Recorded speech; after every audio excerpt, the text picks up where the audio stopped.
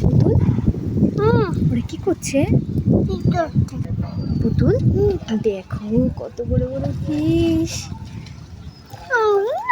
কার জন্য? তোমার জন্য। দেখ কতগুলো ফিশ পেয়েছে।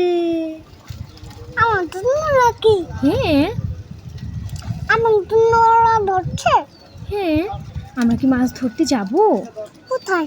ওখানে দেখো ফিশগুলো লাফাচ্ছে।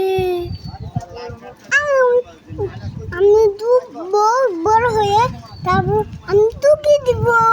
তাই তুমি কি ওই ফিশগুলো খেতে চাও? ওয়াও লাফাচ্ছে বাবা। চলো আমরা যাই দুইজনে মাছ ধরতে। যাবে?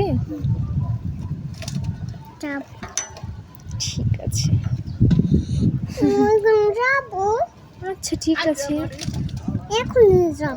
ঠিক আছে একটু নিয়ে যাও।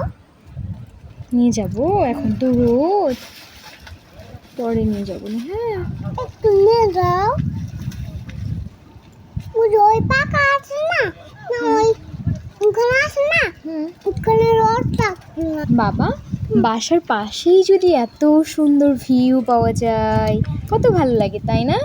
মুক্ত বাতাস, কি সুন্দর মাছ ধরছে, কত সুন্দর গাছপালা।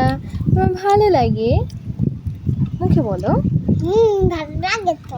তাই তুমি মাকে ভালোবাসো? হ্যাঁ। আমি যেন তোমার কি? মাম্মি। আর